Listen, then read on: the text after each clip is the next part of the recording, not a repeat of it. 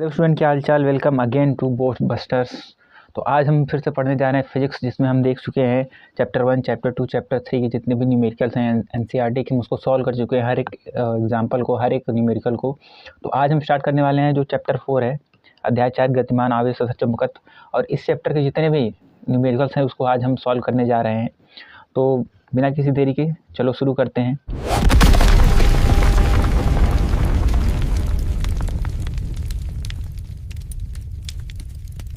तो पहला जो क्वेश्चन है वो दिया गया है कि तार की एक वृत्ताकार कुंडली में 100 फेरे हैं, प्रत्येक की त्रिज्या 8 सेंटीमीटर है और इनमें 0.40 एम्पियर की विद्युत धारा प्रवाहित हो रही है। तो कुंडली के केंद्र पर चुंबकीय क्षेत्र का परिमाण क्या होगा। ठीक है, क्वेश्चन को सॉल्व करने के लिए सबसे पहला अप्रोच ये होना चाहिए कि जो जो दिया गया है उसको हम लिख लेते हैं कि वो क्या क्या दिया गया है। ठीक है, तो उससे हम सॉल्व करेंगे तो उससे हमको पता चले क्या फार्मूला यूज़ होगा, कौन सा फार्मूला सबसे ज़्यादा सूटेबल है इसको सॉल्व करने के लिए। तो उसके लिए हम इसको पहले लिख लेंगे कि क्या क्या गिवन है। ठीक है, कोई भी क्वेश्चन सॉल्व करेंगे सबसे पहले यही लिखेंगे क्या क्या गिवन है। तो हमको क्या दिया गया है, फेरों की संख्या यानी कि 100, यानी कि फेरों को हम क्या दिखाते हैं, स्मॉल एन से, small n is equal to 100। ठीक है, 100 फेरे हमको गिवन है। ठीक है, रेडियस कितना दिया गया है, r is equal to 8 centimetre. और हम जानते हैं कि 8 सेंटीमीटर को हमेशा मीटर में लिया जाता है, उसको एमकेएस सिस्टम में हम कन्वर्ट करते हैं, यानी कि इसको लिख सकते हैं 8 × 10⁻⁻² मीटर। ठीक है, और इसमें क्या बोला, इसमें धारा की माप कितनी है, I is equal to 0.4 ampere given है। ठीक है, तो कुंडली के क्षेत्र और चुंबकीय क्षेत्र का परिमाण क्या होगा।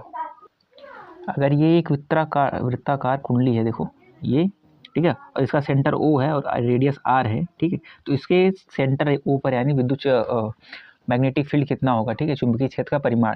तो हम जानते हैं कि वृत्ताकार कुंडली के केंद्र पर चुंबकीय क्षेत्र B is equal to μ0.4 2 pi IN/r। ठीक है, ये होता है। लेकिन हम क्या जानते हैं, हमको तो ये पता है ना कि B इज इक्वल टू μ0/2 होता है एंड I/r। अगर n टर्न है तो n हो जाएगा। ठीक है, तो हमने ये फॉर्मूला कहाँ से लिख दिया। ठीक है, क्योंकि हमको μ0/4 की वैल्यू पता है, ये पहले से हमको गिवन होता है। ठीक है, ये कांस्टेंट वैल्यू है, तो इसको हम μ0/2 बनाने के लिए ऊपर नीचे 2 पाई से मल्टीप्लाई कर देते हैं, इसलिए यहाँ पर 2 पाई आ जाता है, यानी कि 2 पाई यहाँ पे आएगा और 2 पाई से यहाँ मल्टीप्लाई हो जाएगा तो 4 पाई हो जाएगा। इसीलिए यहाँ पर फार्मूला क्या बन जाता है, B is equal to μ0/4 into 2 pi IN/r। ठीक है, आई यहाँ पर क्या होती है, धारा होती है। ठीक है, तो इसको हम आगे सॉल्व करते हैं। μ0/4 की वैल्यू क्या होती है, 10⁻⁻7।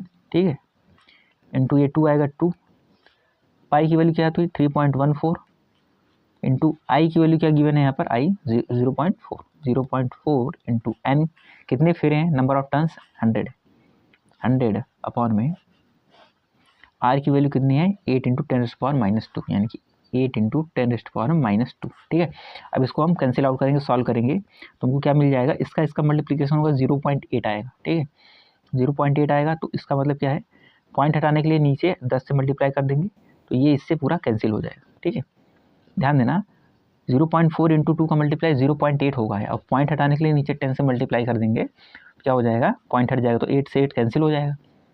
तो इसको क्या लिखेंगे 3.14 इंटू, अब ये 10 देखो 10 की पावर में 1 है, 10 की पावर -2 क्या बचेगा, 10 की पावर -1 और ये ऊपर चला जाएगा। ठीक है, या फिर इसको हम डायरेक्टली कैंसिल आउट भी कर सकते हैं, पूरी फार्मूला देखो, इसको 10 की पावर में -7 इंटू ये क्या हो जाएगा 10 की पावर में 2 इंटू ये 10 की पावर में -1 बचा तो ऊपर जाएगा 10 की पावर में 1। ठीक है, अब इसको सॉल्व कर देंगे 3.14 इंटू -7 + 2 + 1 कितना बच जाएगा 10 की पावर में -4। और चुंबकीय क्षेत्र है, चुंबकीय क्षेत्र का मात्रक क्या होता है, टेस्ला टी। ठीक है, तो इसको हम यूनिट के साथ भी लिखते हैं। ठीक है, यूनिट के साथ ही लिखना होता है। तो इस तरीके से अपना जो क्वेश्चन नंबर 1 है वो इस तरह से सॉल्व हो गया। जो क्वेश्चन है दैट इज क्वेश्चन नंबर 2, जो आपको स्क्रीन पर दिख रहा होगा। एक लंबे सीधे तार में 35 एम्पीयर विद्युत धारा प्रवाहित हो रही है, तार से 20 सेंटीमीटर की दूरी पर स्थित किसी बिंदु पर चुंबकीय क्षेत्र का परिमाण क्या होगा। ठीक है, तो सेम वही अप्रोच लेकर चलेंगे, जो क्वेश्चन दिया गया होता है उसमें हम लिख लेंगे कि क्या क्या गिवन है, तो जो सुटेबल फार्मूला होगा उसका हम यूज़ कर लेते हैं। ठीक है, तो हमको क्या बोला गया है कि I is equal to 35 ampere given है। ठीक है, I is equal to 35 ampere given है एंड तार से 20 सेंटीमीटर की दूरी पर, यानी कि 20 सेंटीमीटर की दूरी पर पॉइंट पर बताना है। ठीक है, 20 सेंटीमीटर यानी 20 × 10⁻² मीटर। ठीक है, हमको क्या बताना है, चुंबकीय क्षेत्र की तीव्रता बतानी है, यानी कि सीधे तार के लिए। तो सीधे तार के लिए चुंबकीय क्षेत्र की तीव्रता का फॉर्मूला क्या होता है, B is equal to mu not upon 4 pi 2i upon में r, ठीक है। होता क्या है, म्यू अपॉन 2 पाई होता है, लेकिन हमको वैल्यू किसकी पता है, म्यू नॉट अपॉन 4 पाई की वैल्यू पता है, इसलिए ऊपर नीचे 2 का मल्टीप्लाई करके हम इस तरह से लिख सकते हैं, ठीक है। तो जो वैल्यू गिवन है इसको वही पुट कर देंगे तो हमको फाइनल आंसर मिल जाएगा, क्योंकि क्या है, सीधे तार के लिए, ठीक है, लंबे सीधे तार के लिए बताया गया है। तो म्यू 0 अपॉन 4 पाई की वैल्यू 10⁻⁻⁷ इंटू 2 इंटू आई की वैल्यू क्या है 35 अपॉन में क्या बचेगा, आर की वैल्यू क्या है 20 इंटू 10⁻⁻², ठीक है। अब इसको हम सॉल्व करेंगे, यानी कि 2 से 1 टाइम जाएगा और ये 10 टाइम्स, ठीक है। तो क्या मिलेगा हमको, ऊपर क्या मिल जाएगा, b is equal to 35 into 10⁻⁻⁷ into, ठीक है। अब यहाँ से देखो 10⁻⁻1 बचेगा, ऊपर जाएगा 10⁻1 बच जाएगा, ठीक है।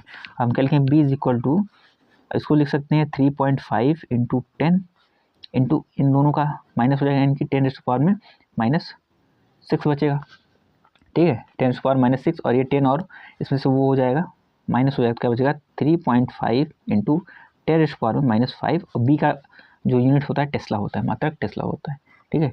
तो इस तरीके से क्वेश्चन नंबर 2 भी सॉल्व हो जाएगा, ये इसका फाइनल आंसर हो गया।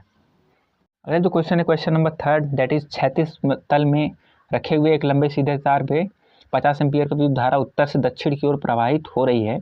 तार के पूर्व में 2.5 मीटर की दूरी पर स्थित किसी बिंदु पर चुंबकीय क्षेत्र बी का परिमाण और उसकी दिशा ज्ञात कीजिए, ठीक है।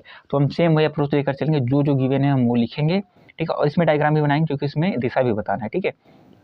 तो इसमें दिया क्या गया है कि सीधे तार में 50 एम्पीयर की विद्युत धारा प्रवाहित हो रही है, यानी कि I is equal to 50 ampere है, north to end to south, ठीक है, नॉर्थ टू साउथ, ठीक है, इसको समझने के लिए हमने लिखा हुआ है, ठीक है। और तार की पूर्व दिशा में यानी कि 2.5 मीटर, यानी कि R इज इक्वल टू क्या दिया है 2.5 मीटर की दूरी पर किसी बिंदु पर विद्युत क्षेत्र की चुंबकीय क्षेत्र का परिमाण बताना है, ठीक है।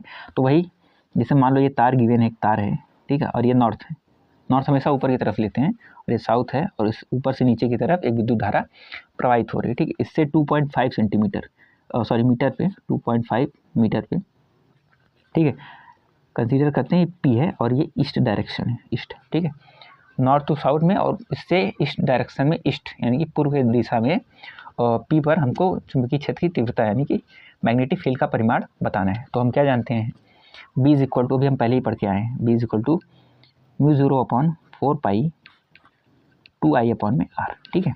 पहले ये वैल्यू इसे इनपुट कर देंगे, फिर हम देखेंगे कि डायरेक्शन क्या होगी, चुंबकीय क्षेत्र की दिशा क्या होगी। तो B इज इक्वल टू क्या मिल जाएगा हमको, म्यू 0 अपॉन 4 पाई की वैल्यू 10⁻⁻7 इंटू 2 टाइम्स आई की वैल्यू कितनी है 50 है, ठीक है। तो हम क्या लिखेंगे 50 अपॉन में आर की वैल्यू 2.5 से इससे हम कैंसिल करेंगे तो क्या मिल जाएगा हमको, देखो पॉइंट हटेगा तो यहाँ 0 बढ़ जाएगा, यानी कि 25 होगा, 25 से इसका मल्टीप्लाई करेंगे 20, ठीक है, फिर 25 टू 50 और ये 0 से 0, ठीक है। इसका मल्टीप्लिकेशन करके सॉल्व करके लिखेंगे तो हमको क्या मिलेगा, इसका आएगा 40 इंटू 10⁻⁻7 एंड फाइनली बी की वैल्यू जो मिलेगी हमको 4 इंटू 10⁻⁻6 टेस्ला, ठीक है।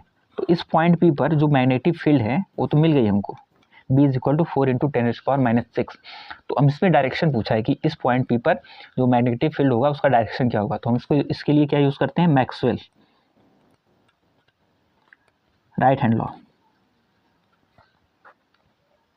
हैंड रूल, ठीक है। इसके लिए हम यूज़ करते हैं Maxwell right hand rule. Maxwell right hand rule क्या करता है कि हम एक, जैसे मान लो ये पेन है, ठीक है, ये पेन का टिप है, इसका बैक साइड है, ठीक है। तो इस पेन के लिए कंसीडर करते हैं कि इस पेन के टिप के डायरेक्शन में इलेक्ट्रिक फील्ड है, यानी कि विद्युत धारा की दिशा इस पेन की टिप के साइड पे है, ठीक है, जहाँ से हम लिखते हैं, यानी कि जो विद्युत धारा है यानी कि इसके बैक से आगे की तरफ प्रवाहित हो रही है। तो इसको हम अपने इस तरीके से पकड़ते हैं, ठीक है, राइट हैंड से इस तरीके से पकड़ेंगे, जिसमें क्या दिखता है, जो थंब होता है वो धारा की दिशा को दिखाता है, और ये जो फिंगर्स होती हैं जिस तरह से कर्ल होती हैं वो मैग्नेटिक फील्ड का डायरेक्शन बताता है। दोबारा बता रहा हूँ, अगर ये पेन है इसमें विद्युत धारा की दिशा क्या है P, इसके बैक से लेकर आगे तरफ है, ठीक है। तो हम इस पेन को इस तरीके से राइट हैंड में होल्ड करेंगे जिससे कि थंब जो है धारा की दिशा बताएगा, यानी कि इलेक्ट्रिक करंट की दिशा बताएगा, और जो फिंगर कर्ल हुई हैं जो घूमी हैं ये मैग्नेटिक फील्ड की दिशा बताएंगे, ठीक है। यानी कि अगर धारा इस डायरेक्शन में जा रही है तो हम इसको इस तरीके से पकड़ेंगे और इस तरह से घुमाएंगे, यानी कि ये सरफेस से आउटवर्ड बाहर की तरफ, ठीक है, बाहर की तरफ। लेकिन क्या है लेकिन इसमें जो विद्युत धारा की दिशा है वो नीचे की तरफ है, यानी कि पेन की टिप कुछ इस तरीके से नीचे की साइड होगी। ध्यान देना, अगर धारा की दिशा यहाँ पर पीछे से आगे की तरफ है तो हम इसको इस साइड से पकड़ेंगे राइट हैंड में, जिसमें थंब जो है वो धारा की दिशा बताएगा और जो फिंगर कर्ल हुई हैं वो मैग्नेटिक फील्ड की दिशा बताएगा। यानी कि अगर धारा की दिशा अगर ऊपर की तरफ होती, यानी कि यहाँ से यहाँ होती, तो जो इलेक्ट्रिक फील्ड के मैग्नेटिक फील्ड का जो डायरेक्शन होता वो सरफेस से आउटवर्ड बाहर की तरफ होता, ठीक है, पर्टिकुलरली बाहर की तरफ होता, लेकिन परपेंडिकुलरली बाहर की तरफ होता, लेकिन ये धारा की दिशा उल्टी है, ठीक है, इस तरीके से, यानी कि इस तरीके से। तो हम क्या करेंगे, जो इलेक्ट्रिक फील्ड यहाँ से बाहर की तरफ हो रहा था, मैग्नेटिक फील्ड जो बाहर की तरफ हो रहा था वो अब अंदर की तरफ हो जाए, यानी कि धारा की दिशा बदल जाने पर, ठीक है, धारा की दिशा यहाँ से यहाँ हो गई, ठीक है। तो राइट हैंड में अगर इसको हम पकड़ेंगे, अगर राइट हैंड में इसको हम पकड़ेंगे, ध्यान देना, यानी कि अगर हम इसको राइट हैंड में कुछ इस तरीके से पकड़ रहे हैं, ठीक है, यानी कि ये धारा की दिशा इस साइड है, ठीक है, और ये सरफेस से बाहर की तरफ आएगा, घूम करके बाहर की तरफ आएगा, ठीक है, यानी कि अगर ये सरफेस है तो यहाँ से यह हाथ ऐसे घूम करके बाहर की तरफ आ रहा है, ठीक है, ऐसे घूम करके बाहर की तरफ आ रहा है। ध्यान से समझना, अगर ये धारा की दिशा इस साइड से है और इसको हम इस तरीके से राइट हैंड से पकड़ेंगे, ठीक है, राइट हैंड से पकड़ेंगे इस तरीके से, यानी कि इस सरफेस में अंदर जा रहा है, देखो यहाँ से अंदर जाएगा, अंदर जा रहा है, ठीक है, और यहाँ से क्या आ रहा है, बाहर आ रहा है,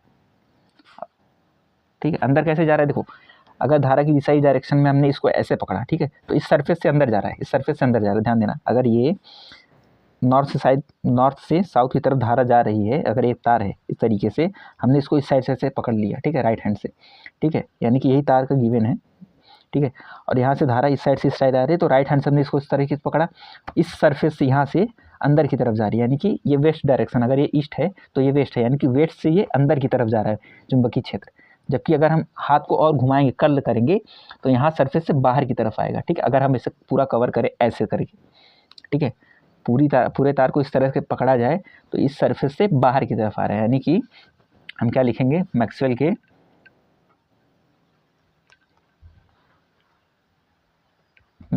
के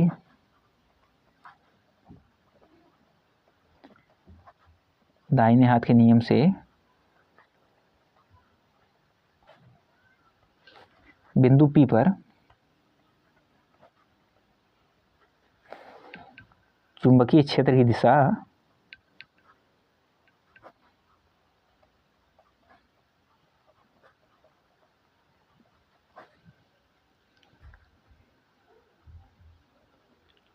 लंबवत बाहर की तरफ होगी, ठीक है। दोबारा एक्सप्लेन कर रहा हूँ कैसे। अगर ये तार है, यहाँ से धारा इस साइड आ रही है, ठीक है, तो वाम हस्त नियम क्या कहता है, और मैक्सवेल का दाहिने हाथ का नियम क्या कहता है कि तार को इस तरीके से पकड़े कि जो अंगूठा हो धारा की दिशा में हो, यानी कि ये तार है यहाँ से यहाँ पे आ रहा है, यानी कि हमने इसको इस तरीके से पकड़ लिया, ठीक है, इस तरीके से पकड़ लिया, यानी कि धारा की दिशा इस साइड, यहाँ से इस साइड है, ठीक है, और हमने इसको कवर कर लिया इस तरीके से, फिंगर से कवर कर लिया, यानी कि इस सरफेस से ये अंदर की तरफ जाएगा, इस सरफेस से ये अंदर की तरफ जा रहा है, और जबकि हाथ जब पूरा बंद हो जा रहा है तो इस सरफेस से बाहर की तरफ आ रहा है। अगर आप हाथ इस तरीके से बंद कर लेंगे तो ये यहाँ से बाहर की तरफ आ रहा है। इसीलिए हम मैक्सवेल के दाहिने हाथ के नियम से बिंदु P पर चुंबकीय क्षेत्र की दिशा लंबवत बाहर की तरफ होगी, यानी कि परपेंडिकुलर इनवर्ड भी होता है, परपेंडिकुलर बाहर की तरफ, यानी कि आउटवर्ड भी होता है। तो बाहर निकल रहा है तो परपेंडिकुलर, यानी कि लंबवत बाहर की तरफ होगी, ठीक है।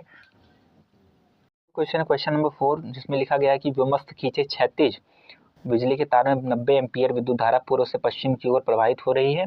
तार से 1.5 मीटर नीचे, यानी कि 1.5 मीटर नीचे विद्युत धारा के कारण उत्पन्न चुंबकीय क्षेत्र का परिमाण और दिशा क्या है।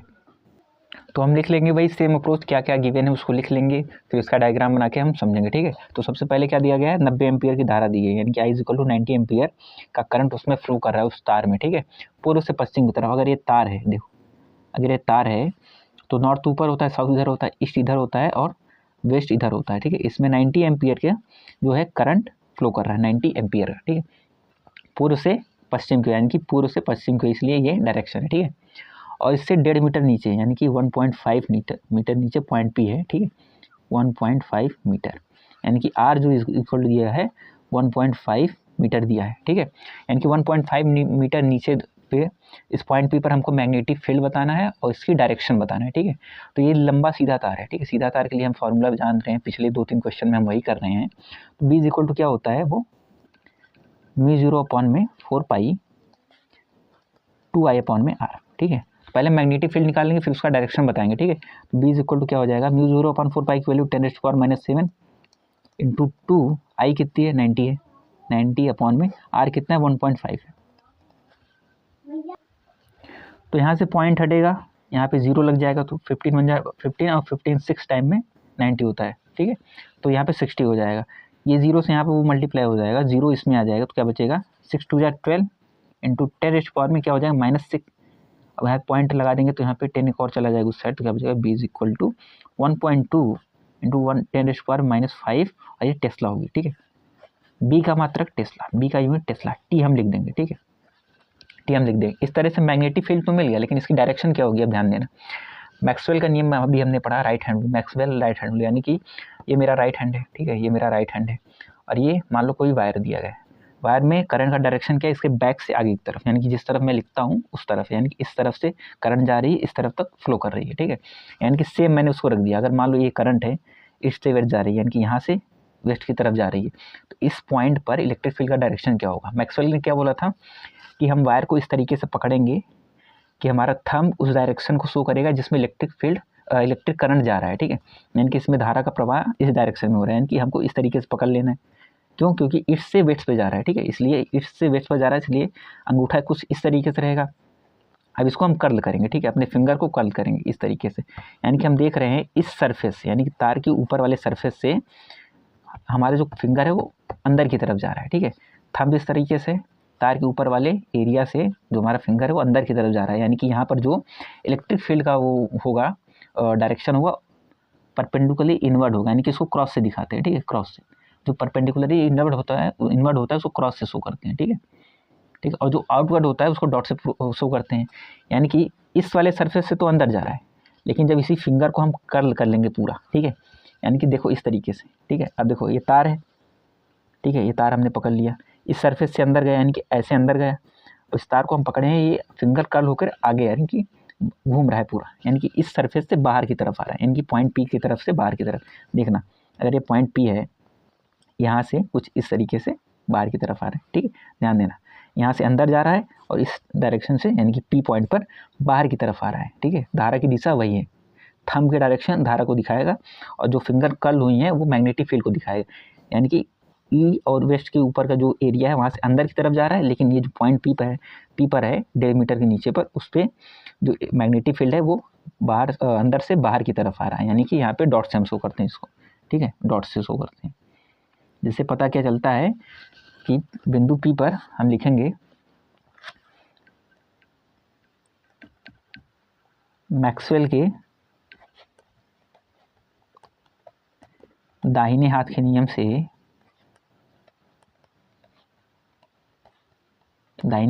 से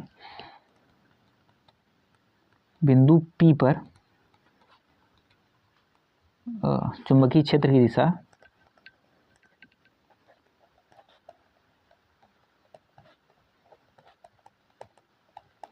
क्या होगी, लंबवत बाहर की तरफ होगी।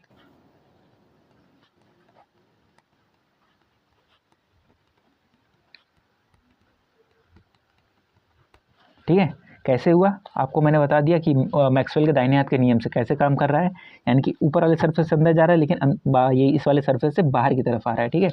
अगर इस क्वेश्चन में या इसके पिछले वाले क्वेश्चन में जिसमें मैक्सवेल के लॉ को अगर समझने में कोई दिक्कत हो, कमेंट में बताइए, मैं उस पर दोबारा वीडियो लेकर आऊँगा किस तरीके से मैक्सवेल लॉ काम करता है, ठीक है। तो चलते हैं अगले क्वेश्चन पे। क्वेश्चन पूरी करके सॉल्व हो चुका है। जो बी यानी कि चुंबकीय क्षेत्र का परिमाण है ये मिला, और जो मैग्नेटिक फील्ड है उसका डायरेक्शन क्या है, यानी कि बिंदु पी पर वो लंबवत बाहर की तरफ है, ठीक। अगला जो क्वेश्चन है क्वेश्चन नंबर 5, दैट इज़ एक तार जिसमें 8 एम्पियर विद्युत धारा प्रवाहित हो रही है 0.15 टेस्ला के एक समान चुंबकीय क्षेत्र में क्षेत्र से 30 डिग्री का कोण बनाते हुए रखा गया है। इसकी एकांक लंबाई पर लगने वाला बल तथा परिमाण और इसकी दिशा क्या होगी, ठीक है। तो इसको हमको सॉल्व करना है, तो सेम अप्रोच लेकर चलेंगे, जो गिवन है लिख लेंगे। इसमें डायरेक्शन अगर बताना होता है तो हम डायग्राम बना लेते हैं, तो जो सबसे ईजी होता है तो उससे सॉल्व करना हमें आसान हो जाता है, ठीक है। तो इसको हम सॉल्व करने के लिए सबसे पहले क्या लिखेंगे, क्वेश्चन में जो गिवन है ऊपर उसमें दिया गया है कि विद्युत धारा प्रवाहित कितनी है, I = 8 एम्पियर, 8 एम्पियर है। ठीक है, एक समान चुंबकीय क्षेत्र में रखा गया, यानी कि बी की वैल्यू, यानी कि बी की वैल्यू दी गई है 0.15 टेस्ला, यानी कि चुंबकीय क्षेत्र की वैल्यू भी दी गई है। ठीक है, और एक समान चुंबकीय क्षेत्र से कोण बनाते हैं कितने, थीटा = 30 डिग्री सेल्सियस गिवन है। ठीक है, ठीक है, इतना दिया गया है। तो इसके एकांक लंबाई पर लगने वाला बल यानी कि F = क्वेश्चन मार्क, और इसका डायरेक्शन भी पूछ रहा है। तो इसका पहले हम डायग्राम बना लेंगे, कुछ तरीके से बनेगा। अगर मान लो ये एक समान चुंबकीय क्षेत्र है B, समान चुंबकीय क्षेत्र है B, ठीक है, इस डायरेक्शन, ठीक है, और अगर इसमें इस तरीके से कोई तार है, ठीक है, जिसमें I करंट फ्लो कर रहा है और ये क्षेत्र से 30 डिग्री का कोण बना रहा है। ठीक है, 30 डिग्री का कोण बना रहा है। ठीक है, तो इसमें हम क्या करते हैं कि फॉर्मूला हम जानते हैं। ठीक है, एकांक लंबाई पर लगने वाला बल क्या होता है। ठीक है, F = IBL sin थीटा। ठीक है, ये हम फार्मूला पढ़ते हुए आ रहे हैं। ठीक है, पढ़ा होगा आप लोगों ने भी कि F = IBL sin थीटा, जिसमें यहाँ पर क्रॉस प्रोडक्ट भी होता है जिसकी वजह से sin थीटा आता है। तो ये जो वैल्यू ऊपर गिवन है, ये वैल्यू हम इस पर पुट कर देंगे, बाद में डायरेक्शन निकालकर मैं दिखाऊंगा। ठीक है, F = क्या मिलेगा, I की वैल्यू क्या गिवन है 8 एम्पियर, यानी कि 8 एम्पियर इस तरीके से लिखें, 8 × एम्पियर मत लिखो। B = क्या दिया 0.15 × L। ठीक है, IBL sin थीटा। L की वैल्यू कहाँ से मिलेगी हमको, L की वैल्यू क्या है यहाँ पे 1 है, 1, L की वैल्यू क्या मिलेगी 1। क्वेश्चन हमने पढ़ा है क्या, क्वेश्चन में क्या गिवन है, क्वेश्चन में हमको बोला गया है कि प्रति एकांक लंबाई पर, यानी कि जो L की वैल्यू होगी 1 मीटर होगी। ठीक है, मीटर में क्यों लेंगे, क्योंकि एम्पियर सिस्टम में हम पढ़ते हैं। ठीक है, तो प्रति एकांक लंबाई पर L की वैल्यू क्या हो जाएगी 1 हो जाएगी। ठीक है, तो यानी कि L की वैल्यू क्या मिल गया हमको 1 × sin थीटा, यानी कि sin 30। ठीक है, तो अब हम इसकी वैल्यू सबकी वैल्यू पुट करके हम सॉल्व कर देंगे तो हमको क्या मिल जाएगा। तो F = इसको पहले हम सॉल्व करते हैं, इसका इससे मल्टीप्लाई करेंगे तो करीब 1.2 आएगा। ठीक है, इंटू 1.2 आएगा। इसकी वैल्यू क्या होती है 1/2, sin 30 की वैल्यू क्या होती है 1/2, इसको कैंसिल करेंगे तो 0.6, और F है तो न्यूटन, यानी कि इसके प्रति एकांक लंबाई पर लगने वाला F = क्या मिल जाएगा 0.6 न्यूटन पर मीटर, सॉरी मीटर पर मीटर है, पर मीटर, प्रति एकांक यानी कि per unit length per unit length यानी कि पर मीटर होगा। ठीक है, तो इस तरीके से जो इस पे लगने वाला प्रति एकांक लंबाई पर यानी कि पर यूनिट लेंथ पर लगने वाला जो फोर्स है F = 0.6 न्यूटन हमको मिल गया। अब हम निकालेंगे डायरेक्शन कैसे निकलेगा। ठीक है, तो हम राइट हैंड पाम लॉ जानते हैं, यानी कि दाहिने हस्त नियम, दाहिना हस्त नियम जानते हैं, वाम हस्ती नियम जिसको बोलते हैं तरीके से। दाहिना हस्त नियम क्या बताता है हमको, जैसे अभी यहाँ पे देखना, दाहिने हाथ का नियम क्या बताता है कि हम अपने दाहिने हाथ की तीनों उंगलियों को, तीनों नहीं कि शुरू की तीनों उंगलियों को एक दूसरे से परपेंडिकुलर बनाएंगे, यानी कि कुछ इस तरीके से, ध्यान से देखो, कुछ इस तरीके से, यानी कि ये इसके बीच का एंगल 90 डिग्री होगा, इसके बीच का एंगल 90 डिग्री होगा, और इसके बीच का एंगल 90 डिग्री होगा। इन तीनों को क्या डिनोट करता है, जो थंब होता है वो फोर्स को दिखाता है, फोर्स की डायरेक्शन को दिखाता है। ये जो इंडेक्स फिंगर होता है ये, यानी कि दाहिने हाथ की बगल वाली जो उंगली होती है ये चुंबकीय क्षेत्र की दिशा दिखाता है, और ये मिडल फिंगर होती है बीच वाली उंगली, ये धारा की दिशा को दिखाता है। ठीक है, तो हम यहाँ पर क्या देख रहे हैं, चुंबकीय क्षेत्र की दिशा इस डायरेक्शन में है, तो हम हाथ तो इस तरीके से करेंगे। ठीक है, धारा की दिशा 30 डिग्री पर है, यानी कि इस तरीके से, यानी कि चुंबकीय क्षेत्र और धारा के बीच की जो दिशा होगी एंगल क्या है 30 डिग्री। ठीक है, और जो फोर्स का डायरेक्शन होगा वो तो इन दोनों के पैरेलल 90 डिग्री होगा ना, इस तरीके से, ध्यान समझो, ये फोर्स दिखा रहा है। ठीक है, फोर्स की डायरेक्शन है, ये चुंबकीय क्षेत्र की डायरेक्शन है, और ये विद्युत धारा की डायरेक्शन है। चित्र के अकॉर्डिंग क्या दिया गया है, चुंबकीय क्षेत्र की दिशा इस डायरेक्शन में, तो चुंबकीय क्षेत्र को हम इस तरीके से डिनोट करेंगे, यानी कि चुंबकीय क्षेत्र ये दिशा दिखा रहा है, धारा की दिशा इस तरीके से, यानी कि धारा की दिशा 30 डिग्री बनाते हुए इस तरीके से। ठीक है, और जो ये फोर्स की दिशा क्या होगी, इन दोनों के परपेंडिकुलर, यानी कि ऊपर की तरफ दिख रहा है। ठीक है, तो हमको क्या मिल गया कि जो अगर चुंबकीय क्षेत्र की दिशा इस तरफ है और धारा की दिशा इस तरफ है, तो हमको फोर्स की दिशा क्या मिलेगी परपेंडिकुलरली आउटवर्ड, यानी कि इन दोनों से 90 डिग्री का कोण बनाते हुए बाहर की तरफ। ठीक है, यानी कि बाहर की तरफ। तो हम क्या लिखेंगे, दाहिने हाथ के नियम से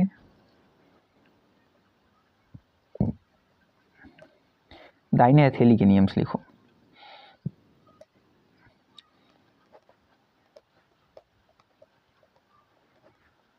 नियम से, ठीक है, तार की प्रति एकांक लंबाई पर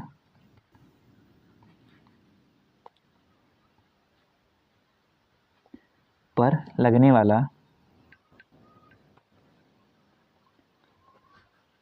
बल लंबवत बाहर की तरफ होगा।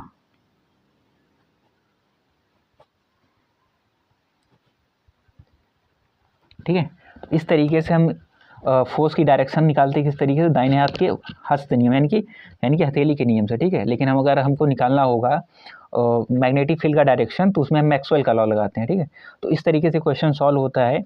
कुछ भी डाउट हो कमेंट में बताइए, उसका सोल्यूशन मैं दूंगा। तो चलते हैं दूसरे क्वेश्चन पे।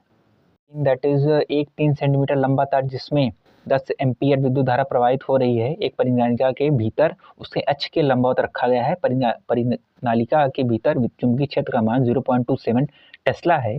तार पर लगने वाला चुंबकीय बल क्या है। ठीक है, तो इसको हम देखो इस तरीके से जो क्वेश्चन दिया होता है उसमें पहले हम लिख लेते हैं क्या क्या गिवन है, फिर इसका डायग्राम बनाते हैं जिससे हमको समझने में आसान हो जाए। क्वेश्चन नंबर 6 जो हमको गिवन है उसको हम लिख लेंगे। क्या दिया गया है कि 3 सेंटीमीटर लंबा तार, यानी कि L इज इक्वल कितना दिया है 3 सेंटीमीटर, जिसको हम कन्वर्ट कर देंगे मीटर में, 3 × 10⁻² मीटर। ठीक है, इस तरीके से उसमें 10 एम्पियर की विद्युत धारा प्रवाहित हो रही है, यानी कि I is equal to 3 ampere given है।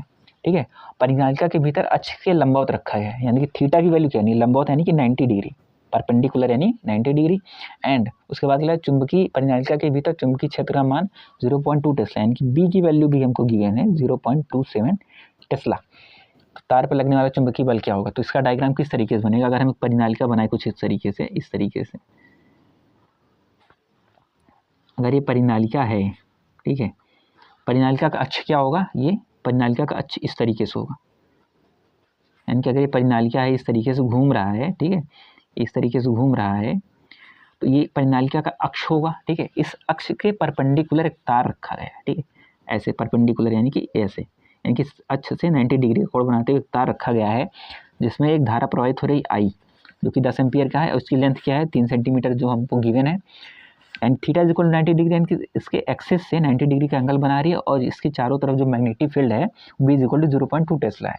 तो इस पर लगने वाला बल क्या होगा। ठीक है, तो हम किससे निकालेंगे, हम जानते हैं कि F इज इक्वल टू, यानी कि हमसे F पूछा था, तो F इज इक्वल टू क्या होता है IBL साइन थीटा। ठीक है, IBL साइन थीटा। तो बाकी वैल्यू ही उठा करके इसी में पुट कर देना है। तो I की वैल्यू क्या है 3 एम्पियर, इंटू B की वैल्यू 0.27, इंटू L की वैल्यू 3 × 10⁻² मीटर, और साइन थीटा यानी कि साइन 90 की वैल्यू हम सब जानते हैं 1 होती है। ठीक है, यानी कि हम डायरेक्टली इसका मल्टीप्लाई करेंगे तो 3 × 3 होगा 9, इंटू 0.27 इंटू 10⁻² आएगा। इसकी वैल्यू तो 1 होती है। अगर इसका मल्टीप्लिकेशन कर दिया जाए, सॉरी यहाँ क्वेश्चन में करेक्शन है कि I की वैल्यू जो है वो 10 दिया गया। ठीक है, मैंने उसको 3 सेंटीमीटर ही देख लिया तो उसको 10 एम्पियर दिया। ठीक है, तो यहाँ पे 10 रहेगा। ठीक है, सॉरी माई फॉल्ट, सॉरी यहाँ 3 रहेगा, यहाँ 10 रहेगा। ठीक है, 10 ये करेक्शन करेंगे हम यहाँ पे। ठीक है, यहाँ पे ये 3 ही है। ठीक है, ये लेंथ है ना, L है 3 और I की वैल्यू 10 है। ठीक है, तो 3 का इसमें मल्टीप्लाई करेंगे तो 81 होता है, तो पॉइंट लग जाएगा क्या है, इसका मल्टीप्लाई करेंगे जब तो हमको क्या मिल जाएगा 0.27 मल्टीप्लाई 3 करेंगे तो 0.81 मिल जाएगा। ठीक है, तो पॉइंट को यहाँ शिफ्ट करने के लिए तो 10 और इसका क्या हो जाएगा 10⁻⁻1 होना चाहिए, लेकिन पॉइंट्स वहाँ पे शिफ्ट करते हैं तो इसलिए 10⁻² न्यूटन हो जाता है। ठीक है, तो इस तरीके से क्वेश्चन नंबर 6 भी सॉल्व हो जाता है। तो चलते हैं अगले क्वेश्चन पे। अगला जो क्वेश्चन दिया गया है दैट इज एक दूसरे से, क्वेश्चन नंबर 7 है, दैट इज एक दूसरे से 4 सेंटीमीटर की दूरी पर रखे 2 लंबे सीधे समांतर तारों A एवं B में क्रमशः 8 एम्पियर और 5 एम्पियर की विद्युत धाराएं एक ही दिशा में प्रवाहित हो रही हैं। तार A के 10 सेंटीमीटर खंड पर बल का आकलन कीजिए। ठीक है, तो इस क्वेश्चन को हम सॉल्व करेंगे। तो हम इसके लिए सबसे पहले क्या लिखेंगे, जो गिवन है। ठीक है, क्या दिया गया है, पहले तार में जो करंट है इसको I1 लिखेंगे। I1 जो दिया गया है वो कितना दिया गया है 8 एम्पियर दिया गया है, और I2 कितना दिया गया है यानी कि 5 एम्पियर। ठीक है, एक दूसरे से कितनी दूरी पर रखे गए हैं 4 सेंटीमीटर, तो हम लिखेंगे 4 centimetre, that will be equal to 4 × 10⁻² metre. ठीक है, तो उसके 10 मीटर के खंड पर लगने वाला विद्युत चुंबकीय बल का आकलन करना है। तो ठीक है, तो इसके लिए सबसे पहले हम इसको ड्रॉ कर लेंगे कुछ इस तरीके से, इसका बनेगा डायग्राम। जैसे एक तार ए दिया गया है ए एंड पी, ठीक है, इन दोनों के बीच की दूरी कितनी 4 सेंटीमीटर है, ठीक है, और इसमें करंट क्या है सेम डायरेक्शन में फ्लो कर रहा है। ध्यान देना क्वेश्चन में लिखा गया है कि विद्युत धाराएं एक ही दिशा में प्रवाहित हो रही हैं, ठीक है। तो तार ए के 10 सेंटीमीटर के खंड पर लगने वाला बल कितना होगा वो हमको निकालना है, ठीक है। तो उसको हम चलिए सॉल्व करते हैं, किस तरीके से करेंगे।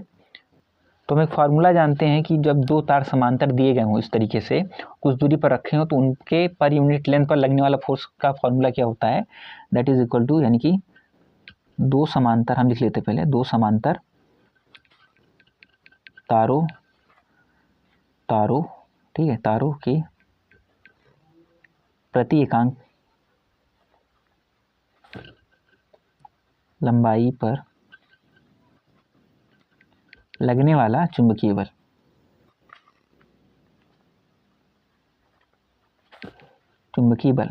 F इज इक्वल टू क्या होता है, म्यू 0 अपॉन में 4 पाई 2I1 इंटू I2 अपॉन में R, ठीक है, प्रति एकांक लंबाई पर, ठीक है, प्रति एकांक यानी कि F अपॉन L भी लेते हैं, ठीक है, F अपॉन L लेते हैं, लेकिन प्रति एकांक यानी कि L इज इक्वल टू 1 हो गया वहाँ पर, ठीक है। यानी कि दो समांतर तारों के बीच प्रति एकांक लंबाई पर लगने वाला चुंबकीय बल F इज इक्वल टू इस फार्मूले से निकालते हैं। तो हम निकालेंगे जो फार्मूला लग रहा है, ठीक है, बाकी जो वैल्यू गिवन है यही वैल्यू यहाँ पर पुट करके हम सॉल्व करेंगे।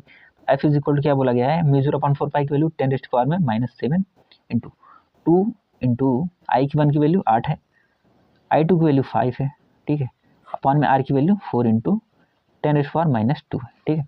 अब इसको हम सॉल्व करेंगे, 4 और इससे 2 टाइम्स कैंसिल हो जाएगा, तो हमको क्या मिल जाएगा, F इज इक्वल टू, यहाँ पर F इज इक्वल टू इसका 2 इंटू, ठीक है, 2 इंटू इसका मल्टीप्लाई करेंगे 10 हो जाएगा, क्या बचेगा 10⁻⁻7, ये माइनस में ऊपर जाएगा तो 10⁻2 हो जाएगा और यहाँ पे 10 आएगा, ठीक है।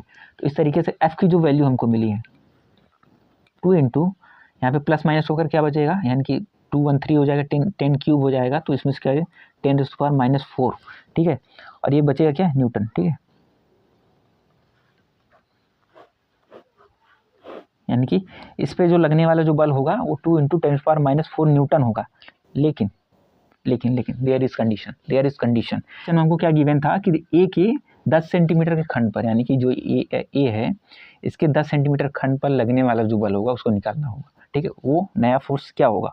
तो उसके लिए हम क्या जानते हैं कि देखो F is equal to F dash लेते हैं, यानी कि हम लिख लेंगे, पहले लिखेंगे तार ए के 10 सेंटीमीटर खंड पर लगने वाला बल, वो क्या हो जाएगा F डैश, उसको F डैश कंसिडर करते हैं तो क्या हो जाएगा F इंटू 10 सेंटीमीटर, ठीक है, F इंटू 10 सेंटीमीटर, क्योंकि हमको निकालना किस पे है 10 सेंटीमीटर की लंबाई पर। ये क्या है न्यूटन पर मीटर है, ठीक है, न्यूटन पर मीटर क्यों होगा, प्रति एकांक, यानी कि हर 1 मीटर पर लगने वाला जो बल है वो इतना होगा। यानी कि हमने क्या निकाला यहाँ पर, यानी कि दो समांतर तारों के बीच प्रति एकांक लंबाई पर लगने वाला चुंबकीय बल कितना होगा, ये, यानी कि हर 1 मीटर पर, L is equal to 1 metre पर, यानी कि हमको ये फोर्स मिल गया 1 मीटर पर।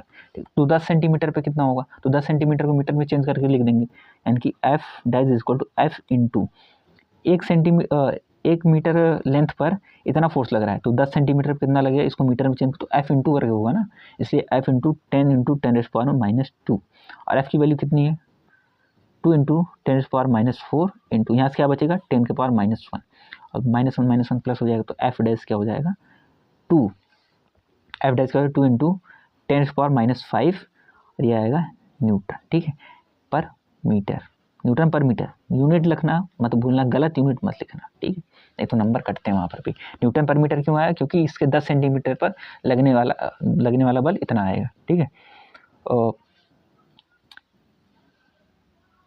इस तरीके से क्वेश्चन नंबर 7 जो था, जो कि इस तरीके से एक तार था जिसमें दोनों सेम दिशा में बह रही थी करंट, और I1 इतना, I2 इतना और R इतना दिया था, तो उसमें हम पहले क्या करेंगे 10 सेंटीमीटर के खंड पर निकालना था, यानी कि इससे 10 सेंटीमीटर लंबाई पर, तो हम प्रति एकांक लंबाई पर निकाल लेंगे, यानी कि अगर 1 मीटर पर लगने वाला बल हमको पता चल जाए, यानी कि इस तरीके से हमको मिल गया, तो 10 सेंटीमीटर को मीटर में चेंज किया तो इतने मीटर पर लगने वाला बल कितना हो जाएगा F इंटू इतना हो जाएगा, तो इस तरीके से मिल जाएगा। अब इसमें एक बोनस पॉइंट ये है कि जब तार में धारा की दिशा सेम रहेगी तो इसमें अट्रैक्टिव फोर्स होगा, कि रिपल्सिव फोर्स होगा। ये हमको ध्यान में रखना है। तो इसमें 2 नियम लगाते हैं हम पहले, मैक्सवेल लॉ लगाते हैं और फ्लेमिंग का रूल लगाते हैं, ठीक है, लेफ्ट हैंड रूल लगाते हैं, ठीक है। तो इसको हम क्या करते हैं, जब भी याद रखना होगा, ये बोनस पॉइंट है, ठीक है। बोनस पॉइंट क्या होगा, जब दोनों तारों के बीच में समान दिशा में धारा होगी, समान दिशा में धारा,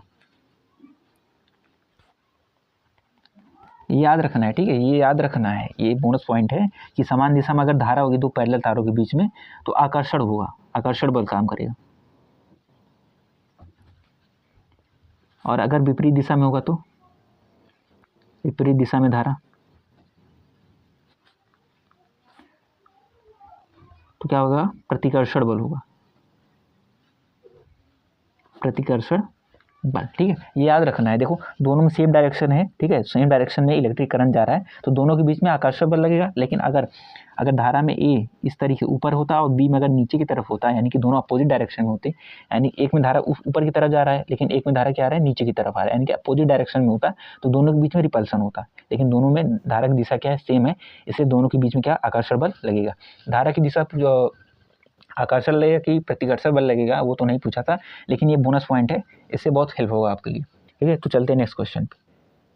next question you can see, पास फेरों पर, क्वेश्चन नंबर 8 है। पास फेरों वाली एक परिनालिका 80 सेंटीमीटर लंबी है और इसमें 5 परतें हैं, जिनमें से प्रत्येक में 400 फेरे हैं। परिनालिका का व्यास 1.8 सेंटीमीटर है।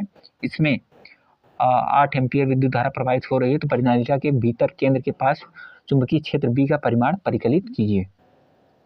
तो क्या क्या दिया गया है उसको हम सबसे पहले हम लिख लेंगे। पहले क्या दिया है, परिनालिका की लंबाई, यानी कि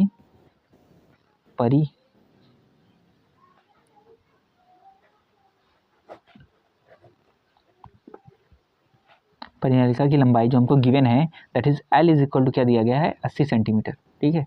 इसको मीटर में चेंज कर देंगे कि 80 इंटू 10⁻⁻2 मीटर, यानी कि इसको सॉल्व कर देंगे क्या मिल जाएगा, 0.8 मीटर, ठीक है। तो ये हमको गिवन है।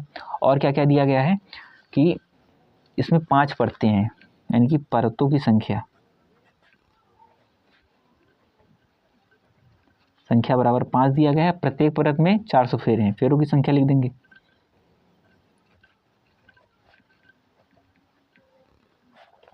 400। ध्यान देना, अगर परतों की संख्या 5 यानी 5 परतें हैं और हर एक परत में 400 फेरे हैं, तो कुल कितने फेरे हो जाएंगे, कुल फेरे बराबर कितना हो जाएगा, कुल फेरे यानी कि 5 इंटू 400, ठीक है, and that will be equal to 2000, यानी कि उस परिनालिका में 2000 फेरे होंगे, ठीक है। और क्या परिनालिका का व्यास कितना दिया गया है, परिनालिका का व्यास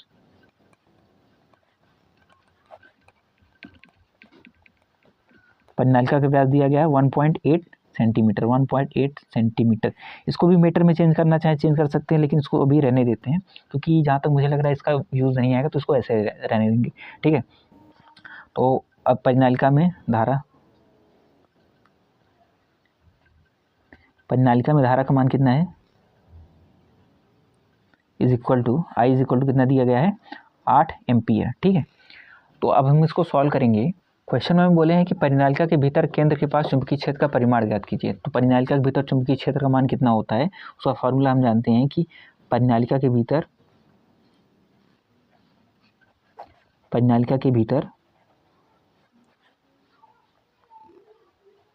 चुंबकीय क्षेत्र, यानी कि B इज इक्वल टू, चुंबकीय क्षेत्र को तो हम B से ही डिनोट करते हैं, वो क्या होता है, μ0 Ni अपॉन में L, ठीक है, μ0 Ni अपॉन में L, ठीक है। इसको इस तरीके से भी डिनोट कर सकते हैं कि μ0 स्मॉल Ni, ठीक है। इसको इस तरीके से भी दिखाया जाता है, जहाँ पे n की जो वैल्यू होती है कैपिटल N अपॉन में L हो जाती है। जो वैल्यूज यहाँ पे गिवन है उसकी वैल्यू हम यहाँ पे पुट करेंगे, उसको सॉल्व करेंगे तो हमको फाइनल आंसर मिल जाएगा, ठीक है। तो हम वैल्यू को यहाँ पे पुट करते हैं, तो हम क्या देखते हैं कि म्यू की वैल्यू हमको पता है, म्यू देखो एक बोनस पॉइंट क्या होता है, μ0 अपॉन में 4 पाई की जो वैल्यू होती है वो 10⁻⁻7 होती है। तो यहाँ से μ0 की वैल्यू क्या मिल जाएगी, 4 पाई इंटू 10⁻⁻7, ठीक है। तो इस तरीके से यहाँ से म्यू की वैल्यू हम पुट कर देंगे, तो क्या मिल जाएगा, म्यू यानी कि म्यू की वैल्यू क्या मिल जाएगा 4, और पाई की वैल्यू क्या होती है 3.14 इंटू एन, यानी कि नंबर ऑफ टर्न्स, कुल कितने फेरे हैं, 2000 फेरे हैं, ठीक है।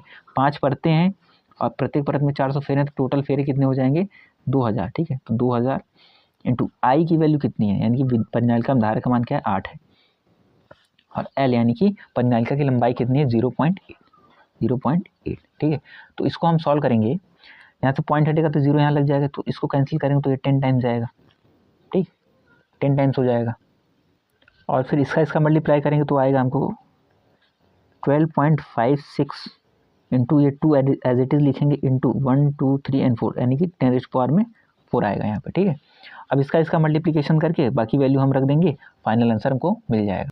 इसका मल्टीप्लाई करते हैं, 2 6 = 12, 2 5 = 10 1 11, 2 2 = 4 1 5 एंड 2 1 = 2 इंटू 10⁴। इसको हम फाइनली लिख देंगे, क्या मिल जाएगा, b = 2.512 इंटू 10⁵ और ये टेस्ला, ठीक है। इस तरीके से हमको इसकी फाइनल वैल्यू यानी कि परिनालिका के भीतर चुंबकीय क्षेत्र का मान मिल गया। तो ये अपना यहाँ पर ये फाइनल आंसर होगा ये, ठीक है। इसका ऐसा पॉइंट यहाँ पर इस साइड लेकर आए हैं तो इसको 10⁵ हो जाएगा। तो इस तरीके से फाइनल आंसर मिल गया। अगला जो क्वेश्चन गिवन है दैट इज़ 4.9 कि एक वर्गाकार कुंडली जिसकी प्रत्येक भुजा 10 सेंटीमीटर है में 20 फेरे हैं और उसमें 12 एम्पियर विद्युत धारा प्रवाहित हो रही है।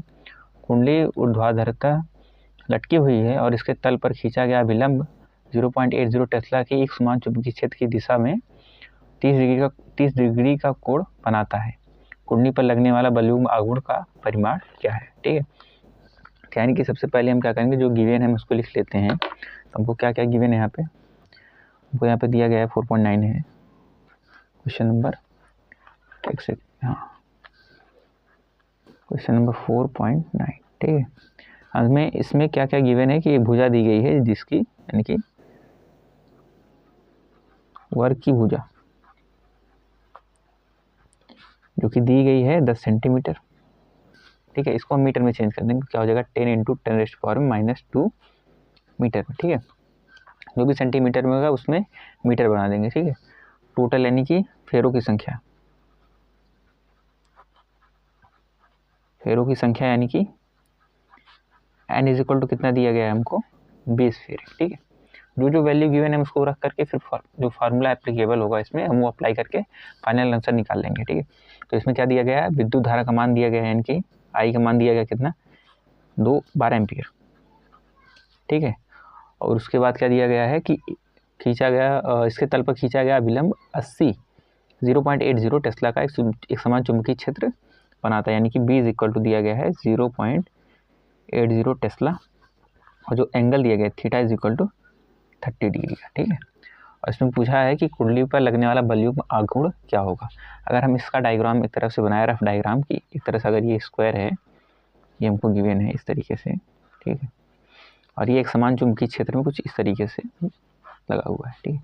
ये एक समान चुंबकीय क्षेत्र यानी कि बी की वैल्यू है, और इसका जो एरिया वेक्टर होगा कुछ इस तरीके से निकलेगा, ए यहाँ से थीटा, यानी कि एंगल यहाँ पे बन रहा है थीटा पे, ठीक है। एंगल कहाँ बन रहा है, इस थीटा पर बन रहा है, ठीक है। तो यहाँ पे 30 डिग्री एंगल बना रहा है, तो हमसे क्या पूछा है, बलयुग्म आघूर्ण। बलयुग्म आघूर्ण को हम क्या लिखते हैं, टाउ, ठीक है। तो टाउ का मान हमसे पूछा है, तो हम कैसे निकालेंगे, टाउ का फार्मूला हमको पता है, टाउ यानी कि बलयुग्म आघूर्ण टाउ = क्या होता है, NIAB साइन थीटा, ठीक है। N tau = NIAB sine theta, यहाँ पे n क्या होता है, नंबर ऑफ टर्न्स होता है, I विद्युत धारा का मान यानी कि यहाँ पर दिया गया है, A इसका एरिया होता है, ठीक है। जो सरफेस होगा टोटल, साइड तो दिया गया है साइड यहाँ पर, लेकिन इस वर्ग यानी स्क्वायर का जो पूरा एरिया होगा वो A है। B जो ये मैग्नेटिक फील्ड है उसका मान है साइन थीटा, यानी थीटा वो होगा जो यहाँ पे एंगल बना रहा है, ठीक है। मैग्नेटिक फील्ड से जो एंगल बना रहा होता है ये होता है साइन थीटा, ठीक है। तो हम क्या करते हैं, टाउ = अब इसकी सबकी वैल्यू पुट कर देंगे, ठीक है। इसकी वैल्यू जब पुट करेंगे तो n की वैल्यू क्या हमको गिवन यहाँ पे 20 इंटू आई की वैल्यू 12। एरिया मतलब क्या निकलेगा, एरिया मतलब इसका स्क्वायर, यानी कि स्क्वायर का एरिया क्या होता है, यानी कि वर्ग का एरिया क्या होता है, भुजा स्क्वायर, यानी कि 10 इंटू 10⁻² का स्क्वायर, ठीक है, इंटू बी की वैल्यू क्या है 0.8 एंड साइन थीटा = साइन 30, ठीक है, साइन 30। अब इसको हम सॉल्व कर देंगे, किस तरीके से करेंगे ध्यान देना। इसका मल्टीप्लाई करेंगे कितना मिलेगा 240 इंटू इसका स्क्वायर होगा तो ये 100 बन जाएगा, यानी हो जाएगा 10⁻⁴ इंटू 0.8 एज इट इज़ आएगा। और sin 30 की वैल्यू क्या होती है 1/2, तो अपॉन में 2 हमको ऐसे मिल जाएगा। ठीक है, अब इसको हम आगे सॉल्व करेंगे तो क्या मिल जाएगा हमको, देखो हम इसको क्या लिख सकते हैं, इसको लिख सकते हैं देखो 2.4 इंटू, और ये क्या बन जाएगा, ये क्या बन जाएगा, ये 10 का स्क्वायर था, क्या हो जाएगा 10 के पावर में 4 इंटू 10⁻⁴ इंटू 0.8 अपॉन में 2। ठीक है, इस तरीके से ध्यान देना। जैसे यहाँ पे 0.2 लगाएंगे, यहाँ पे 2 नंबर्स के बाद पॉइंट लगाएंगे तो यहाँ पे 100 मिलेगा, तो 100 इंटू 100 क्या 100⁴ एज इट इज़, इसको भी एज इट इज़ उतार देंगे। ठीक है, इससे ये कैंसिल हो जाएगा, क्यों, एक प्लस में एक माइनस में दोनों 10⁻में 0 हो जाएगा, जिसकी वैल्यू 1 आ जाएगी। ठीक है, तो यहाँ से इसको कैंसिल कर देंगे, इसको करेंगे 0.4 टाइम जाएगा और ये कैंसिल आउट होकर 1 बन जाएगा। ठीक है, क्या लिखेंगे 2.4 इंटू 0.4, इसका मल्टीप्लाई करेंगे तो हमको क्या मिल जाएगा 0.9, इसका मिल जाएगा 0.96 न्यूटन मीटर। ठीक है, न्यूटन मीटर, टाउ का जो यूनिट होता है वो न्यूटन मीटर हो जाएगा। ठीक है, तो इस तरीके से हमने क्वेश्चन नंबर 4.9 को सॉल्व कर दिया। ठीक है, अगला जो क्वेश्चन गिवन है 4.10 दैट इज 2 चल कुंडली गैल्वेनोमीटर मीटरों M1 A1 M2 के विवरण नीचे दिए गए हैं, जहां पर R1 A1 R2 A2 की वैल्यू और B1 B2 की वैल्यू दी गई है। तो इसमें जो पार्ट ए है इसमें पूछा है M2 A1 M1 की धारा सुग्राहिता, पार्ट बी है M2 A1 M1 की वोल्टता सुग्राहिता का अनुपात ज्ञात कीजिए। तो ठीक है, तो इसको लिखते हैं, पहले इसकी जो वैल्यू गिवन है पहले हम उसको लिख लेते हैं।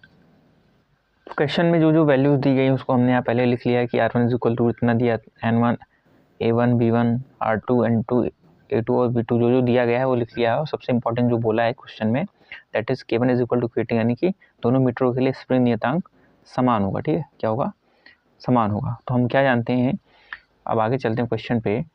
तो हमसे इसका पार्ट ए जो पूछा गया था उसमें बोला कि दोनों M1 M2 A1 M1 की धारा सुग्राहिता का अनुपात दिखाना है। ठीक है, तो धारा सुग्राहिता का फार्मूला क्या होता है, यहाँ पर धारा सुग्राहिता का जो फार्मूला होता है दैट इज धारा IS is equal to NAB/K। ठीक है, तो ये वैल्यूज चेंज होंगी कैसे, अगर हम मान लो मीटर M2 के लिए निकाल लें तो हम IS2 लिखेंगे, और मीटर M1 मीटर के लिए निकाल लें तो NAB यानी कि IS1 लिखेंगे। ठीक है, तो हम चलो शुरू सॉल्व करते हैं इसको।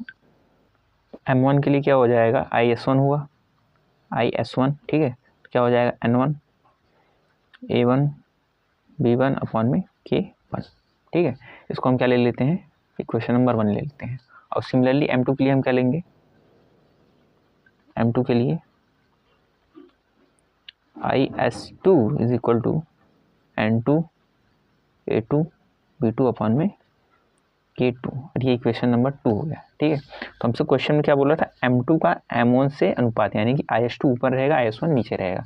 ठीक है, तो M2 A1 M1 के धारा सुग्राहितों का मान क्या होगा IS2 अपॉन में IS1।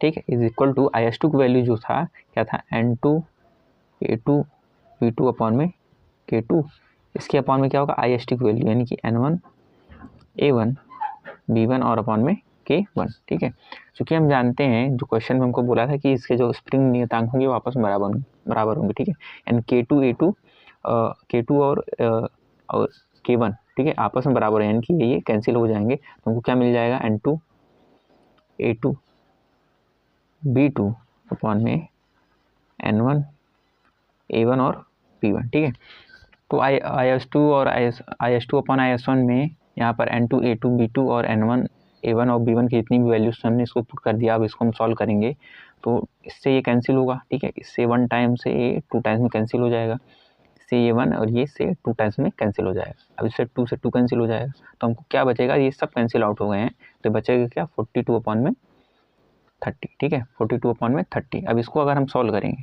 डिवाइड करेंगे IS2 अपॉन में IS1।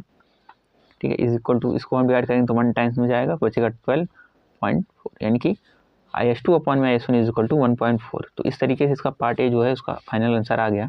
ठीक है, ये फाइनल आंसर हो गया पार्ट ए का। पार्ट बी में इसको पूछा क्या है, इसमें वोल्टता सुग्राहितों का अनुपात पूछा है। ठीक है, इसका पार्ट बी में, ठीक है पार्ट बी की वोल्टता सुग्राहिता का जो फॉर्मूला होता है वो क्या होता है, जैसे मान लो अगर हम BS निकालने हैं जनरल फार्मूला, तो वो होता है NBA अपॉन में K और R। ठीक है, K और R, ये जनरल फार्मूला होता है। क्या होता है? जनरल फार्मूला, जनरल फार्मूला, ठीक है। तो हम जानते हैं VS1 क्या होगा, VS1 क्या हो गया, N1 हो जाएगा, B1 होगा, ठीक है, A1 होगा अपॉन में K1 R1, ठीक है। सिमिलरली VS2 क्या होगा, VS2 इज इक्वल टू क्या हो जाएगा, N2 B2 A2 अपॉन में K2 R2, ठीक है, K2 R2, ठीक है।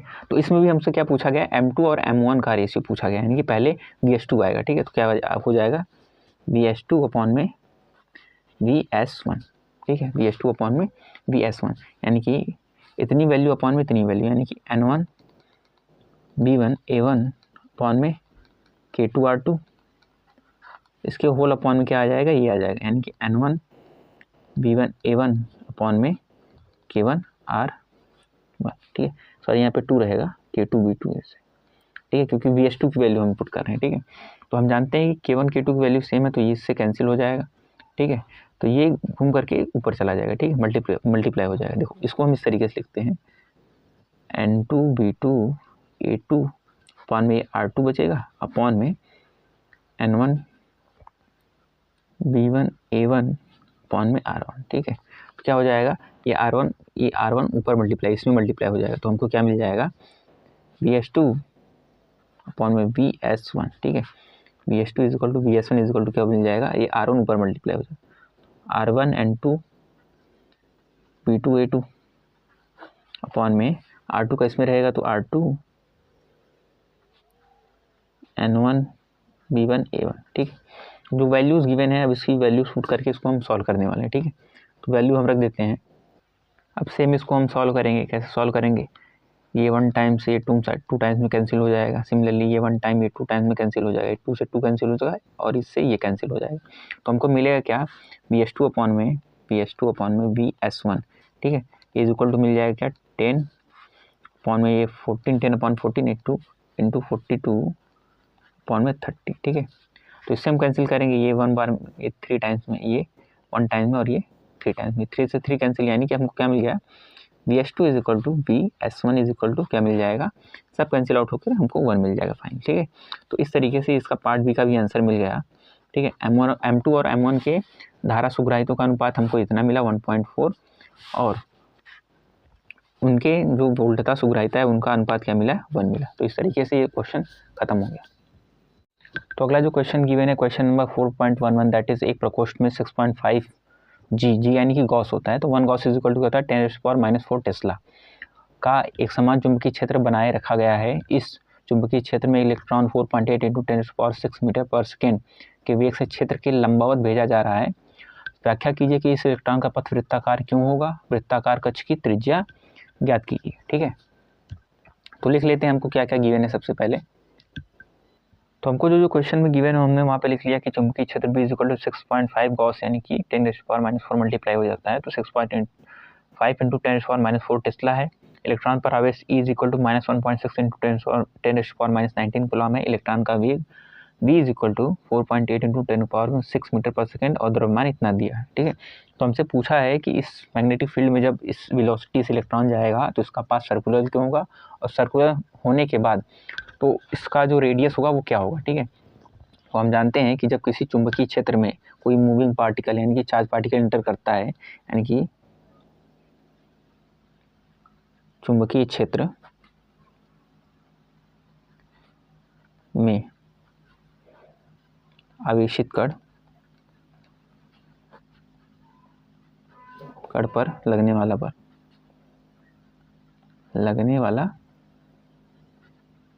बल, ठीक है, यानी कि F, इसको F से डिनोट करते हैं, यानी कि कोई मैग्नेटिक फील्ड उसके अंदर कोई मूविंग पार्टिकल मूव कर रहा है, ठीक है, चार्ज पार्टिकल मूव कर रहा है तो उस पर लगने वाला बल क्या होता है, Q × V × B, ठीक है। यानी कि इसको हम क्या इस तरीके से लिख सकते हैं, Q जो चेंज हो जाएगा वो E में, E यानी Q यानी कि आवेश है, तो आवेश यहाँ पर क्या है, E है, ठीक है। तो यहाँ पर हम E लिख लेंगे, E = क्या हो जाएगा यहाँ पर V × B, तो ये फोर्स लगता है, ठीक है। ये फोर्स यानी कि कोई मूविंग पार्टिकल है तो उस पर ये फोर्स लगेगा।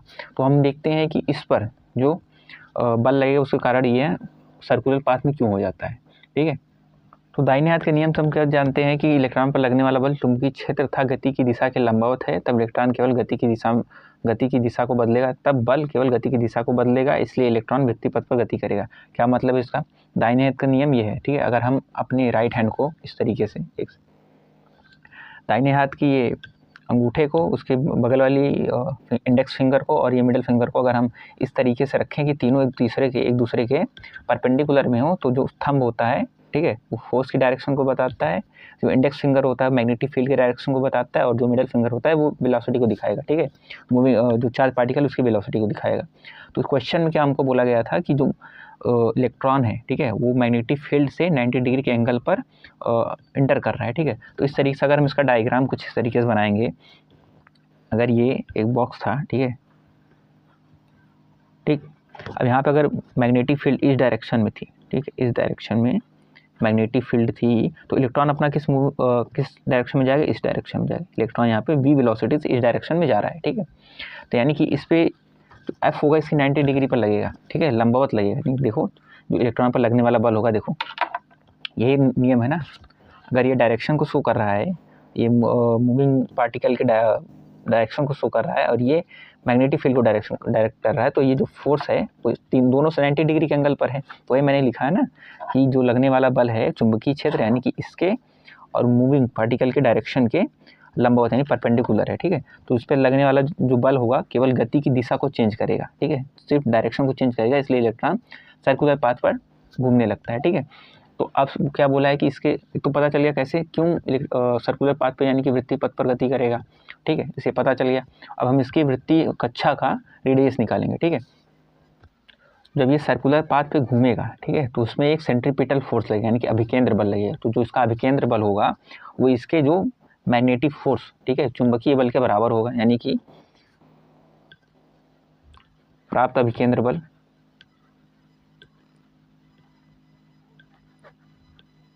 ये बराबर किसके होगा? चुंबकीय बल के बराबर होगा, ठीक है। और प्राप्त अभिकेंद्र बल का फॉर्मूला क्या होता है? mv²/r, ठीक है। और जो चुंबकीय बल यानी कि मैग्नेटिक फोर्स हमने जो निकाला F = E × V × B यानी कि E × V × B।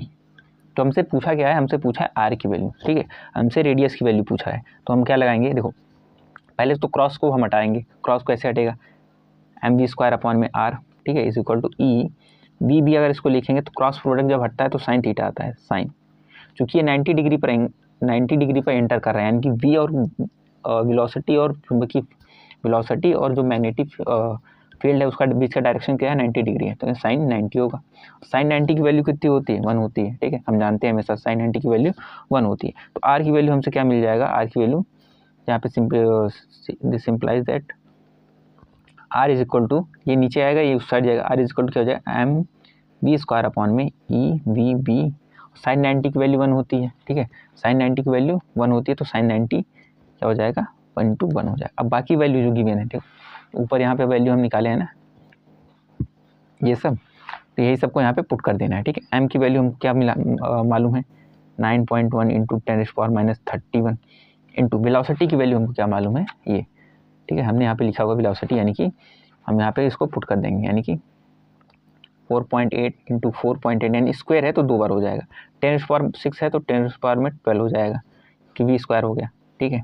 सिमिलरली ई की वैल्यू क्या होती है? इलेक्ट्रॉन पर आवेश, यानी कि 1.6 × 10⁻19 इंटू v, यानी कि फिर वही वेलोसिटी से वेलोसिटी, यानी कि यहाँ पे एक बार और लिख लेते हैं, वैसे तो डायरेक्टली कैंसिल हो जाता, लेकिन एक बार और लिख लेते हैं 4.8 × 10⁻6, ठीक है, इंटू बी की वैल्यू क्या गिवन है? 6.5 इंटू यहाँ पर ये हम पुट कर देंगे 6.5 × 10⁻⁻4, ठीक है। वैसे तो v से v कैंसिल यहाँ पे हो जाता है, लेकिन मैंने पहले लिख दिया तो इसलिए मैं कट नहीं कर रहा हूँ, इसलिए इसको डायरेक्टली रख करके भी सॉल्व कर सकते हैं। जैसे इससे कैंसिल हो जाएगा और यहाँ से कैंसिल होगा तो यहाँ पे 6 बच जाएगा, 10⁻6 बच जाएगा, ठीक है। तो इस तरीके से अगर हम इसको फर्दर सॉल्व करेंगे, ठीक है, अगर हम इसको कम्प्लीटली सॉल्व कर देंगे, मैंने करके रखा हुआ है, तो इसका मिलेगा हमको 4.2 सेंटीमीटर, ठीक है।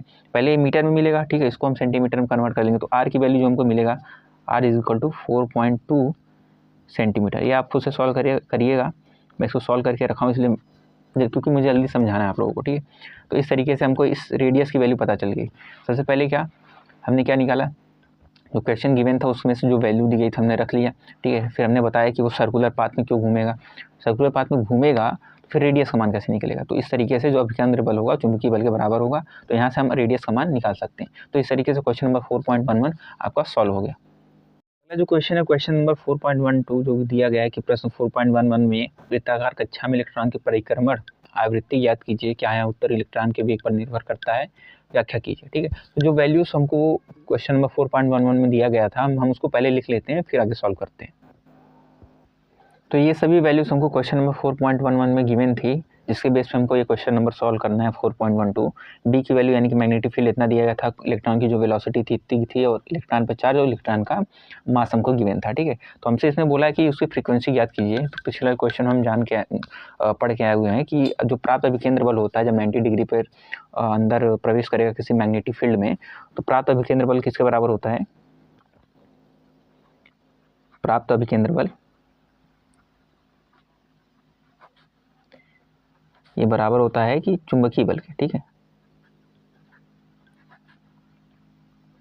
क्योंकि 90 डिग्री पर इंक्लाइड प्रवेश कर रहा था इसलिए sin 90 की वैल्यू 1 हो गई थी पिछले क्वेश्चन में। तो हम डायरेक्टली इसको लिखते हैं कि प्राप्त अभिकेंद्र का बल का फॉर्मूला क्या होता है, mv²/r = qvb।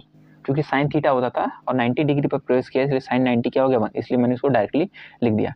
तो इसको हम आगे सॉल्व करते हैं। तो यहाँ पे इस v से एक v कैंसिल हो जाएगा, तो हमको क्या मिल जाएगा, mv/r = q × b, ठीक है। तो हम आगे क्या लिखते हैं, अगर इलेक्ट्रॉन सर्कुलर पाथ में घूम रहा है, ठीक है, तो उसका कुछ एंगुलर वेलोसिटी भी होगा, ठीक है। तो हम लिखेंगे क्या,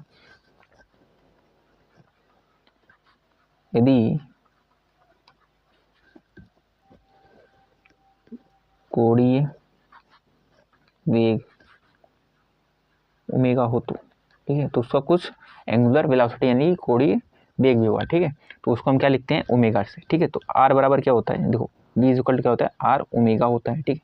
तो हम क्या v की जगह r ओमेगा रख सकते हैं, तो हम रख सकते हैं। तो डायरेक्टली हम पुट करेंगे m v की जगह r ओमेगा/r है, ठीक है, = q × b, ठीक है। इस r से इस r कैंसिल होगा तो हमको क्या मिल जाएगा, m ओमेगा = q × p, ठीक है। हमको ये वैल्यू मिल गई और हम क्या जानते हैं कि ओमेगा = क्या मिल जाएगा हमको, qb/m। इस ओमेगा को लिख सकते हैं 2πn = qb/m, ठीक है। जहाँ पे n जो होता है फ्रीक्वेंसी होता है, यानी कि क्वेश्चन जो हमको फ्रीक्वेंसी पूछा था, परिक्रमण की आवृत्ति पूछा था, वो n है, ठीक है। तो n की वैल्यू यहाँ से हमको क्या मिल जाएगी, n = qb/2πm, ठीक है। बाकी जो वैल्यूज हमको गिवन है यहीं पे हम पुट कर देंगे। तो क्यू की वैल्यू यानी चार्ज 1.6 × 10⁻⁻19, बी की जो वैल्यू यहाँ पे हमको गिवन थी दैट इज 6.5 × 10⁻⁴/2 × पाई की वैल्यू क्या है 3.14 इंटू जो एम की वैल्यू क्या है 9.1 × 10⁻31 kg, ठीक है। तो इसको अगर हम फर्दर सॉल्व कर देंगे, ठीक है, पूरी तरह से अगर इसको हम सॉल्व कर देंगे तो हमको क्या मिल जाएगा, तो n = हमको मिल जाएगा 18.18 × 10⁻⁶, और n यानी कि आवृत्ति का जो मात्रक होता है h यानी कि हर्ट्ज होता है, ठीक है। तो इस तरीके से हमको फ्रीक्वेंसी मिल जाएगी, ठीक है। तो इसमें अगली चीज़ हमको क्या बोला है कि क्या क्वेश्चन में क्या यह उत्तर इलेक्ट्रॉन के वेग पर निर्भर करता है, व्याख्या कीजिए। तो हम जान रहे हैं कि जो फ्रीक्वेंसी की वैल्यू है किस पर डिपेंड कर रहा है, चार्ज पर डिपेंड कर रहा है, मैग्नेटिक फील्ड पर डिपेंड कर रहा है और उसके मास पर डिपेंड कर रहा है, वेलोसिटी पर डिपेंड नहीं कर रहा है। तो हम क्या लिख देंगे, अतः यह उत्तर इलेक्ट्रॉन के वेग पर निर्भर नहीं कर रहा, नहीं कर रहा।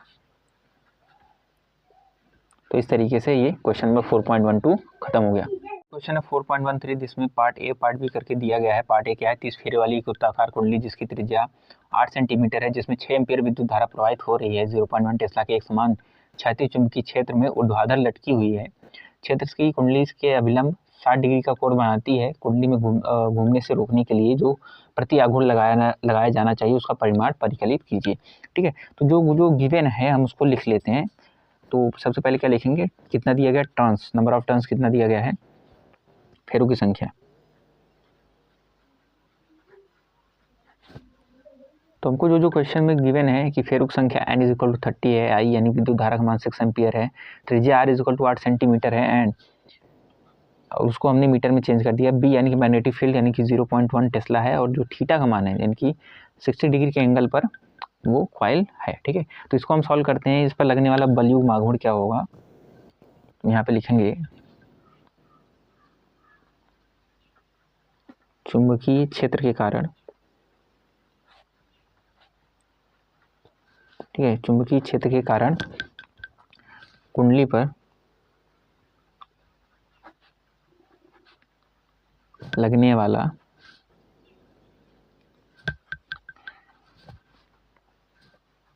आघूर्ण, ठीक है, बलयुग आघूर्ण।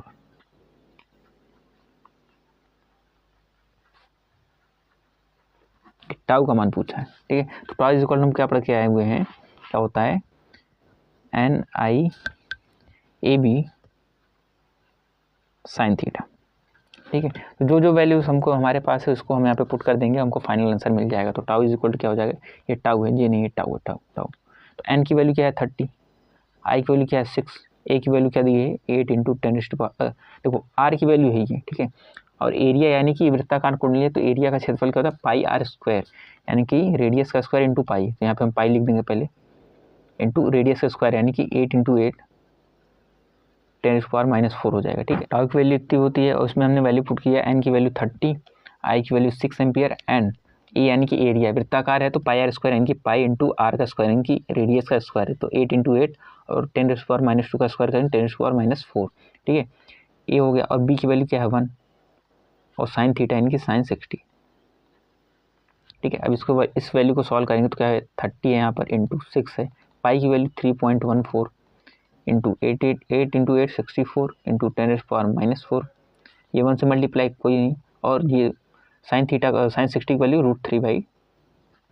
ठीक है, अब इसको हम फर्दर पूरा सॉल्व करेंगे। सॉल्व करने के बाद हमको क्या मिल जाएगा 3.133 न्यूटन मीटर। ठीक है, इसको सॉल्व करने के बाद ये फाइनल आंसर मिल जाने वाला है। ठीक है, इस तरीके से पार्ट ए जो क्वेश्चन का पार्ट ए है वो पार्ट ए सॉल्व हो जाएगा। तो पार्ट बी में हमसे क्या बोला गया है, पार्ट बी में देखते हैं। पार्ट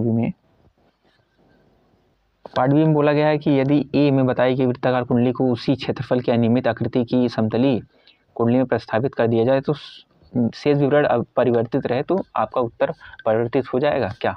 ठीक है, तो इसमें जो टाउ होता है हम देख रहे हैं, टाउ क्वेश्चन नंबर 1 में देख रहे हैं यहाँ पर टाउ जो डिपेंड कर रहा है वो एरिया पे डिपेंड कर रहा है। ठीक है, क्वेश्चन में हमको बी में क्या बोला गया था कि यदि अनियमित आकृति से प्रतिस्थापित कर दिया जाए लेकिन एरिया जो सेम है, अगर एरिया सेम है तो उसकी आकृति से कोई डिपेंड नहीं करेगा। ठीक है, तो यानी कि जो अब प्रतिबल आघूर्ण होगा, उत्तर जो होगा वो चेंज नहीं होगा क्योंकि वो सिर्फ एरिया की वैल्यू पर डिपेंड कर रहा है, उसकी आकृति पर डिपेंड नहीं कर रहा है। तो आकृति कैसी भी हो अगर एरिया कॉन्स्टेंट है तो इसका उत्तर में कोई चेंज नहीं आएगा।